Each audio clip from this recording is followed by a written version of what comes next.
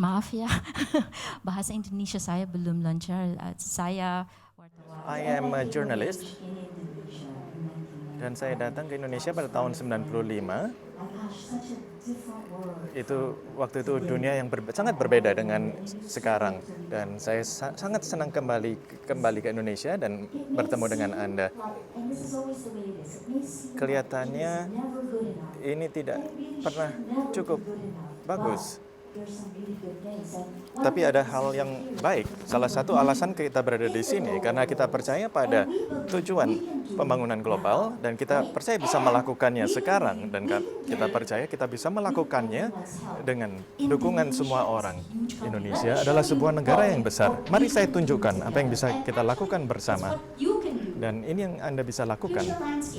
Ini adalah landscape Anda di seluruh dunia. Hanya ada 3 miliar pengguna internet, hanya 40%. Tapi lihat Indonesia, Anda hanya mempunyai 28% penetrasi internet. Halo? Tapi 121% pengguna ponsel. Lihat, apa yang bisa Anda lakukan dengan ponsel Anda? Anda bisa melakukan banyak hal dengan ponsel. Dan ada 72 juta account media sosial. Di Filipina hanya 40 juta. Dan saya akan tunjukkan, Anda bisa melakukan lebih banyak. Dan Anda sudah membantu untuk memilih presiden. Sementara ada ekspektasi yang signifikan dari presiden ini, bagaimana dengan peran Anda? Apa yang bisa Anda lakukan? Bisa nggak Anda melakukan sesuatu? Ini adalah tren global yang menarik. Teknologi, itu semuanya tentang teknologi. Dan Anda sudah mendengar dari Pak Luhut tentang Silicon Valley. Mari kita bawa Silicon Valley ke Indonesia. 250 juta orang. Anda harusnya bisa melakukannya. Ini 3 hal yang dilakukan. Apabila kita meningkatkan konektivitas, kita bisa menjadi mempunyai pengetahuan tentang digital, kita bisa menyertakan masyarakat miskin apabila kita bisa menggunakan ponsel. Apabila Anda bisa melakukan transaksi di ponsel, kita bisa mendapatkan data, dan itu bisa mencakup kaum miskin. Bagaimana kita memulainya? Pertama, internet. Yang kedua, ponsel. Dan yang ketiga, media sosial. Angkat tangan apabila Anda punya account media sosial. Oh, setiap orang di ruangan ini mempunyai account media sosial. Jadi setiap orang di sini. Jadi ini yang terjadi sekarang. Semuanya dihancurkan, dan mungkin Anda tidak merasa, tapi Anda bagian dari itu. Kata yang digunakan istilahnya adalah penghancuran yang kreatif. Apakah Anda membeli CD di Friends? Ya, kita masih bertemu satu sama lain, tapi Facebook menghubungkan kita. Telekomunikasi, Skype, fotografi. Eastman Kodak bangkrut dan mempunyai paten untuk fotografi, dan pada saat yang sama Instagram muncul dan dibeli sebesar 1,3 miliar US dollar secara bersamaan. Mari saya tunjukkan apa yang ingin kita lakukan. Di dunia yang lama, dulu hanya pertumbuhan linear, dan pertumbuhan Indonesia bagus dari segi itu. Tapi ini yang bisa dilakukan teknologi. Pertumbuhan eksponensial. Saya katakan kepada orang-orang di Manila dan juga orang di Indonesia, bisa nggak Anda bisa menjadi bangsa Uber? Bisa nggak Anda menggunakan teknologi untuk tumbuh secara eksponensial? Menggunakan teknologi, kita bisa mencari cara baru untuk menyelesaikan masalah agar kita bisa mencapai SDG. Saya akan bertanya, sebelum Anda pergi, apakah Anda bisa memilih salah satu dari SDGs ini? Ini buku yang saya tulis akhir-akhir ini tentang penyebaran terorisme. Dan Anda bisa memetakannya. Halnya, apabila Anda bisa memetakan dalam buku ini, saya memetakan bagaimana terorisme menyebar dari Afghanistan ke Asia Tenggara.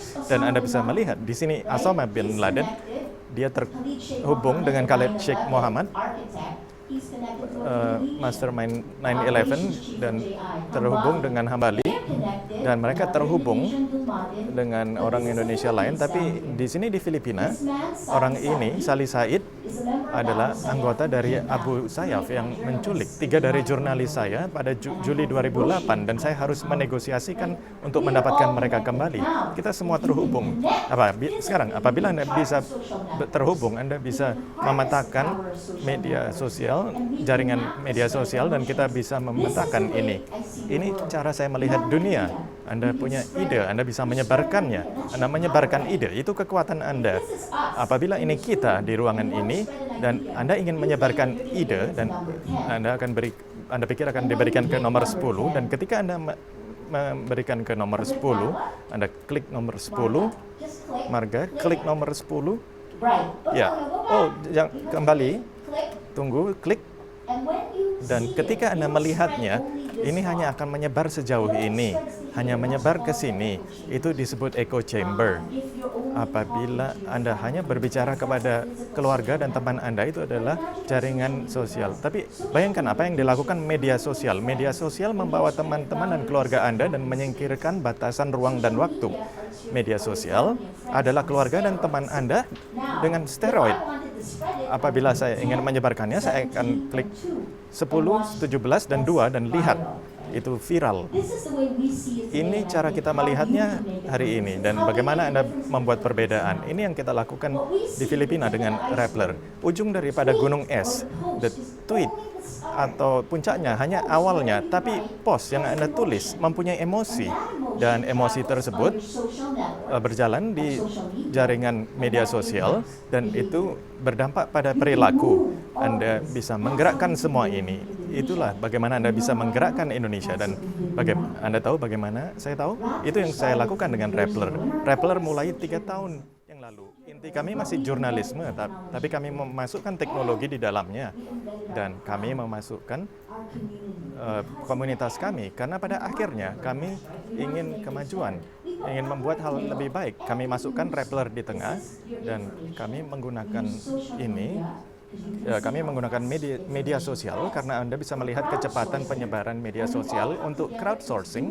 Ketika Anda semua berkumpul melakukan sesuatu, Anda bisa mengubah dunia, dan setiap langkah yang Anda lakukan di media sosial mengacu pada big data, dan kita bisa menggunakan big data dan menjadi lebih cepat. Kurang dari 1,5 tahun, Rappler menjadi situs berita yang terbesar di Filipina. Di Indonesia kami kecil. Kami hanya ingin memberi platform di Indonesia untuk melihat apakah Anda bisa menggunakannya seperti kami di Filipina. Di sinilah media sosial menjadi perubah permainan. Pada Juli 2009, Anda tahu apa yang terjadi? Media sosial menyentuh titik balik. Mengapa? Karena jumlahnya bisa saya beri nanti, tapi lihat ini, pada Juli 2010, media sosial melebihi pornografi sebagai aktivitas nomor 1 di situs web.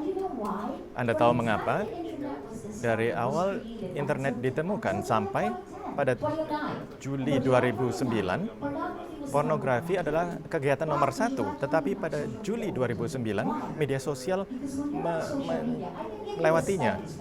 Saya bisa berikan studinya, tapi pendeknya seperti ini. Ketika Anda pada media sosial, emosi Anda itu hypersensitif. Di Stanford, mereka melakukan studi dan menunjukkan bahwa orang yang pada media sosial mempunyai tingkat yang lebih tinggi dari hormon tertentu, dan seperti oksitosin yang disebut hormon cinta, hormon seks. Jadi Anda merasa seperti Anda jatuh cinta. Jadi itu bisa melewati pornografi.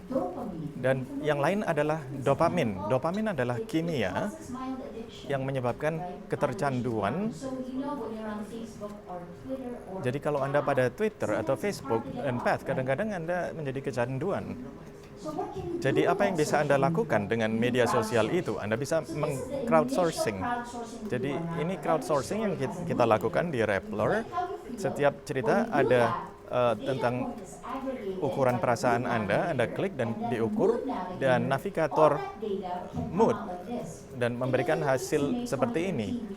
Di Mei 2013 di Filipina ada pilkada, dan pada hari pemilu mereka marah, dan mereka menjadi marah pada jam 7.30 malam ketika hasil pemilu lambat. Saya bisa menunjukkan statistik dari pemilu Anda di sini. Itu pemilu yang sangat menarik, dan saya yakin Anda sudah lihat. Ini adalah pandangan ketika Anda, ini Twitter Max, Anda bisa melihat bagaimana Anda masuk dalam komunitas Anda. Ini Maret 2011, gempa bumi Jepang di insiden reaktor Fukushima. Orang Jepang berperilaku dengan cara yang sama dengan orang Indonesia pada saat krisis. Kita berkumpul pada sumber informasi itu 6 bulan sebelum pemilu Amerika, dan Anda bisa melihat bagaimana masyarakat Amerika terbagi antara Obama dan Mitt Romney. Mereka tidak bisa memutuskan. Anda bisa melihat hal yang sama dengan Jokowi dan Prabowo pada pemilu yang lalu. Itu sangat mengagumkan melihat ini. Hashtag di Mesir dan di Syria. Ketika Anda melihat ini, ketika ini kelihatan seperti itu, apakah berarti revolusi terjadi? Saya ingin menunjukkan 3 hal yang ini dari Filipina, hashtag Million People March. Itu membutuhkan 1 post Facebook 7 hari untuk menjangkau ribuan orang orang Filipin memprotes di jalanan terhadap korupsi, dan itu belum pernah terjadi di Filipina karena kami pikir korupsi tidak masalah, tapi itu masalah. Jadi apa yang terjadi? Itu adalah internet, protes internet yang pertama yang didorong internet. Dan apabila di sini ini membosankan karena tidak ada program, tidak ada panggung, dan Anda bisa melihat peta, lihat petanya. Sangat berantakan. Jadi inilah peran jurnalis. Masing-masing warna di sana adalah komunitas kecil mencoba untuk membentuk, dan apa yang mereka bentuk? Mereka membentuk di sekitar informasi. Jadi peran kita sebagai jurnalis adalah untuk memberikan publik informasi yang dibutuhkan untuk menciptakan aksi komunitas. Mari kita ke Filipina. Mari kita ke Indonesia dan ke Filipina. Sebelum saya ke Indonesia. Mary Jane Deloso. Mungkin Anda sudah tahu, Bali 9, ada seorang Filipina yang harus dieksekusi, dan kami memulai cerita hashtag Mary Jane sebagai jurnalis pada tanggal 31 Maret. Dan Anda bisa melihat itu menjadi komunitas kita membuat hashtag Save Mary Jane pada bulan April, dan itu menjadi Mary Jane Lives pada 29 April. Bagaimana itu terjadi? Anda bisa melihat bagaimana jurnalis bekerja dengan Anda. Inilah terjadinya. Kami mulai dari jurnalis terlebih dahulu di sini, Rappler Indonesia. Kami memulai percakapan tentang Mary Jane, dan itu tentang fakta-fakta ceritanya. Dan di Filipina, Move PH mengambil posisi advokasi dengan kaum muda, dan yang mereka lakukan, mereka memulai petisi online.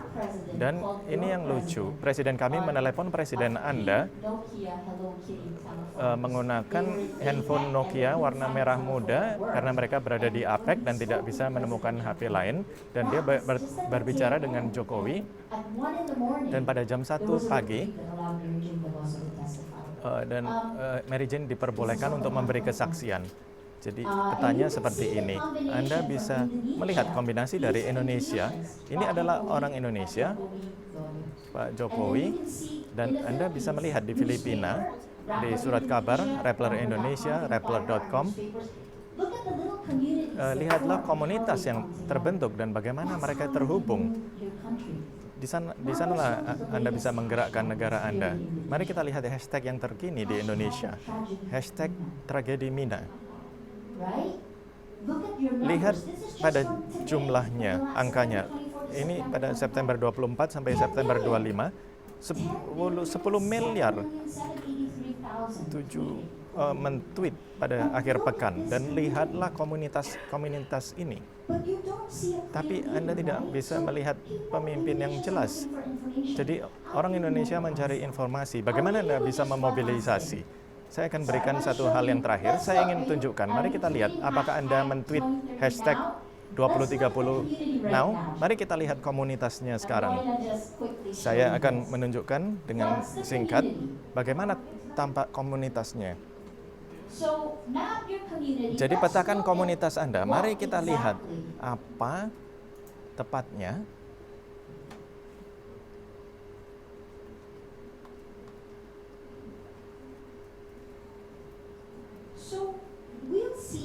Jadi kita lihat hashtag 2030 now dan kita lihat komunitas apa yang terbentuk. Dan ketika Anda bisa melihat itu dan Anda bisa melihat Anda terhubung dengan siapa. Ini langsung, siaran langsung, itu sekarang. Oke, Rappler ID, siapa ini? UN Foundation menggunakan hashtag 2030 now sekarang. Dan ini komunitas lain. Siapa ini? Mari kita zoom. Kita masukkan Manila. UN Development. Ratu Rania adalah bagian dari percakapan ini sekarang. Sekarang Anda bisa melihat Rappler di sini. Itu berarti kami men-tweet lebih banyak dari Anda. Di mana Anda orang Indonesia, kaum muda Indonesia? Helen Clark di UNDP. Jadi Anda bisa melihat bahwa kita bisa membentuk komunitas ini. Apa yang bisa kita lakukan dengan itu? Bisakah kita menggerakkan? Saya akan berikan satu hal terakhir.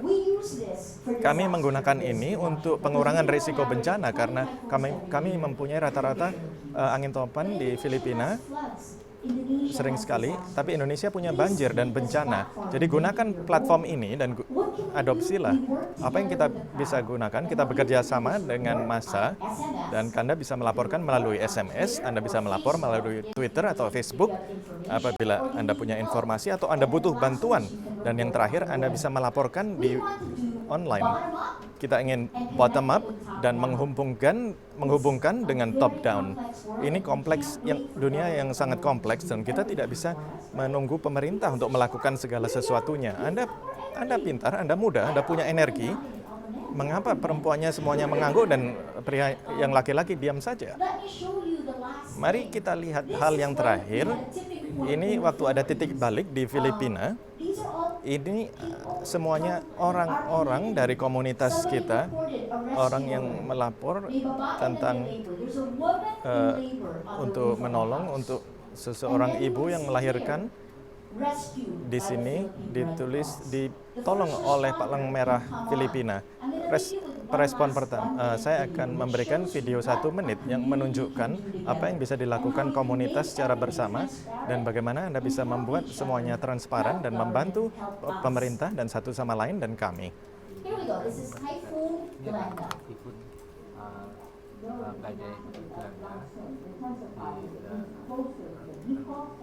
semakin lama semakin dalam masyarakat komunitas.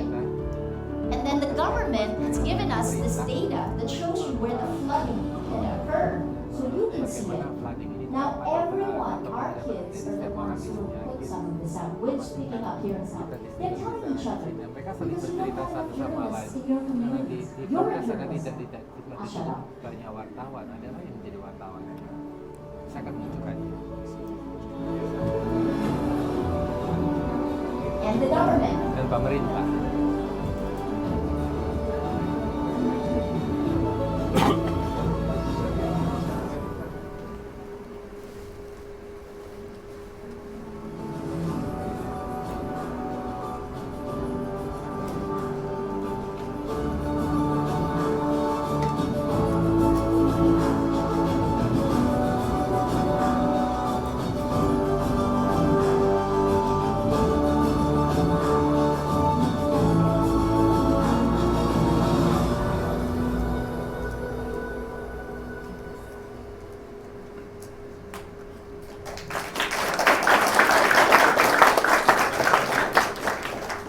There has never been a generation with as much power tidak ada generasi yang sehebat seperti generasi Anda dengan kemampuan untuk meminta pertanggungjawaban dari pemerintah, dari perusahaan-perusahaan swasta, dan juga untuk membantu apa yang bergerak atau lebih cepat daripada internet, apakah emosi itu rasa marah itu cepat daripada yang bergerak atau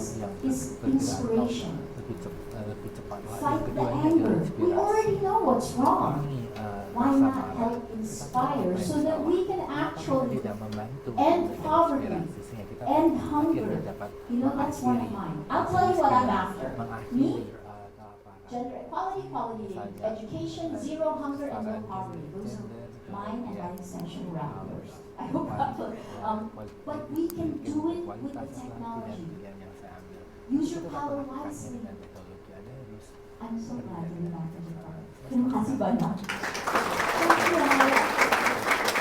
Okay,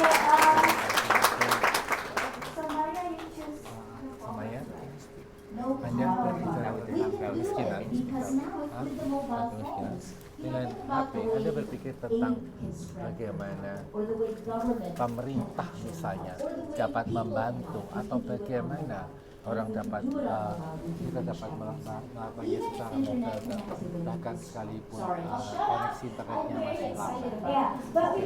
Tapi kita mempunyai sesi tanya jawab terlebih dahulu. So there is Q&A session while Maria Ressa is here.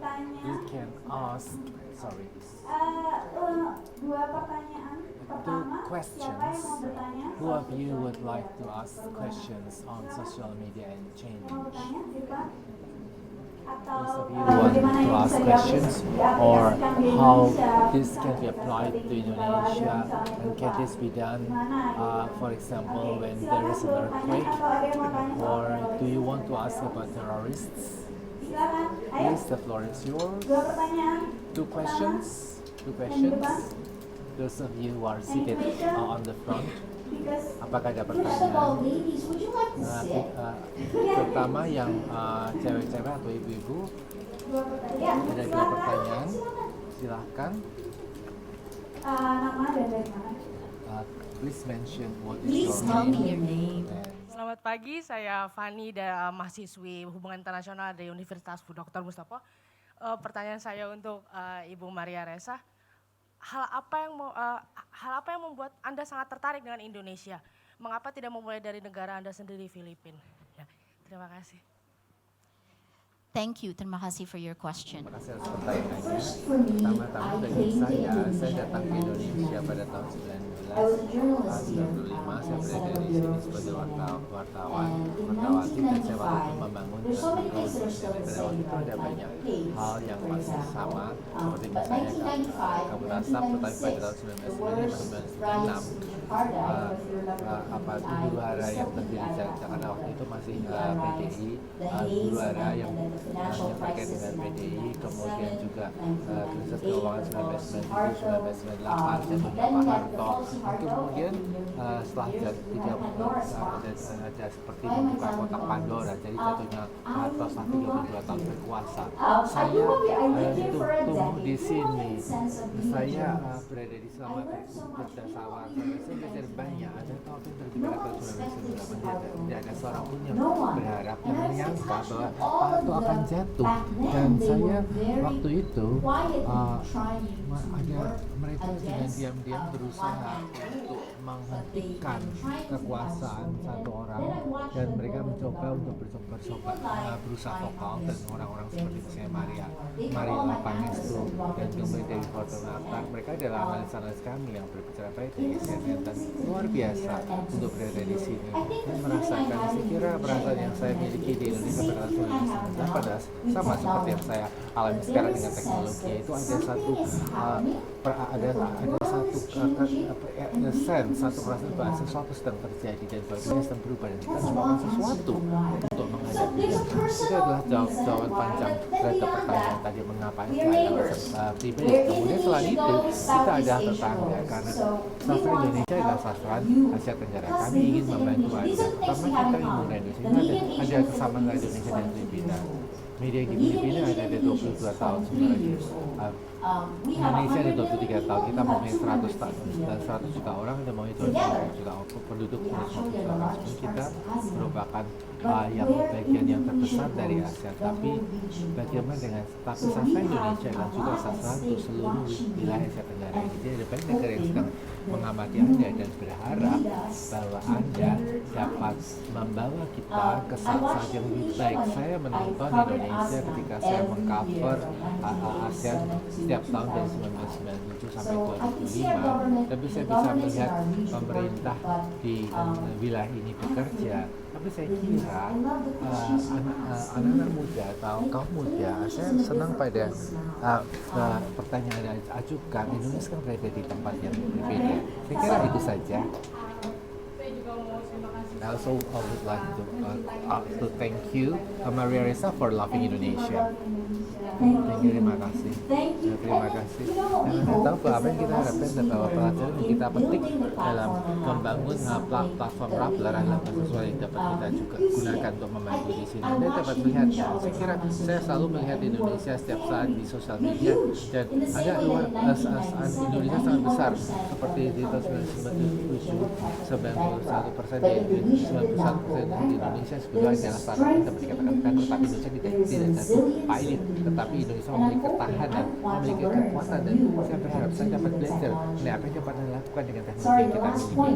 Maaf, puncer yang terakhir, kita mempunyai beberapa Indonesia yang bekerja, yang luar biasa bekerja dengan kami, seperti saya, Febri dan tim kami ada di Jakarta. Jadi tolong bantu kami. Kalau Anda melihat sesuatu dan kalau Anda dapat membantu, dan kalau kita dapat membantu, tolong sampaikan kepada kami. Apakah saya pertanyaan? Any other questions, please? Satu pertanyaan, silahkan.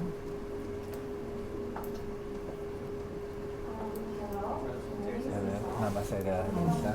Saya dari Universitas Katolik Parahyangan. Saya sebetulnya ingin bertanya kepada Anda mungkin satu atau dua pertanyaan, karena saya juga terlibat dalam organisasi dan kami sedang mengembangkan suatu situs internet untuk memberikan pengalaman sukarela dan juga untuk menjalin komunitas bagaimana dapat membina informasi yang dapat dipercaya, karena dari data yang Anda tunjukkan, Anda menunjukkan bagaimana komunitas dapat bekerja dan bagaimana kita sebagai pendiri dari program tersebut dapat mengelola dan komunitas tersebut yang luar biasa. Pertanyaan luar biasa, dan jawaban yang pertama adalah dalam zaman sekarang ini Anda harus memberikan untuk mendapatkan. Anda harus kehilangan kendali untuk dapat membangun komunitas. Apakah itu masuk akal? Kalau Anda berada di sosial media, Anda tahu tidak ada seorang pun yang mengendalikan, karena kendali itu berada di luar, dan karena itu sebabnya mengapa pemerintah dan perusahaan mengalami kesulitan dengan media sosial. Tidak bisa membiarkan kekuasaan beralih atau pergi. Ini lebih mirip agama Buddha daripada agama Kristen atau agama Islam. Jadi Anda akan kehilangan kekuasaan dan Anda harus mempercayai komunitas atau masyarakat, dan masyarakat juga bisa marah. Jadi ada risiko dalam membangun komunitas, tapi ketika Anda membangun komunitas dan Anda percaya pada komunitas, maka komunitas juga akan mempercayai Anda, akan balik mempercayai Anda. Jadi kata yang baru ini adalah tentang kredibilitas. Ini tidak lagi tentang merek atau hanya apa yang Anda inginkan. Anda harus mendengar suara komunitas dan bertanya kepada mereka apa yang mereka inginkan atau mereka butuhkan. Tapi dari segi seluk-beluk apa yang bagaimana cara membangun komunitas, Anda harus selalu membangunnya secara online maupun offline, memungkinkan Anda untuk bisa bertumbuh tanpa adanya batasan. Dan ini merupakan yang sangat penting. Dan jika saya melaporkan di sini, Anda melapor untuk 27 provinsi. Ketika waktu itu Indonesia masih memiliki 27 provinsi, yaitu termasuk Timur. Dan ini Indonesia adalah negara kepulauan terbesar di dunia. Jadi media sosial akan memungkinkan Anda untuk memperluas. Dan yang kedua, langkah kedua adalah Anda harus memberikan kepada mereka apa yang mereka butuhkan. Yang di dalam dunia kami yang kita pertama kan prioritas adalah pemakai. Anda harus tahu apa yang dibutuhkan oleh pemakai atau pengguna, bukan hanya sekedar apa yang Anda berikan atau crowdsourcing. Dan hal terakhir yang akan saya katakan, Anda harus tidak dapat lagi melakukannya secara artifisial. Kalau misalnya di masa lalu Anda punya banyak uang, Anda dapat menjual produk, tetapi saya tidak yakin itu dapat. Tapi karena di Indonesia, karena tingkat penetrasi internet masih cukup banyak yang harus dilakukan, mungkin Anda dapat menggunakan mobile phone yang akan lebih cepat. Dan mungkin ada CEO Indonesia yang misalnya Nadine dapat berbicara kepada datang Gojek dan dapat melihat apa yang sedang dilakukan oleh orang Indonesia, dan mungkin Anda dapat bertanya kepada mereka pertanyaan. Kita bisa bicara tentang itu lebih lanjut nanti, tapi saya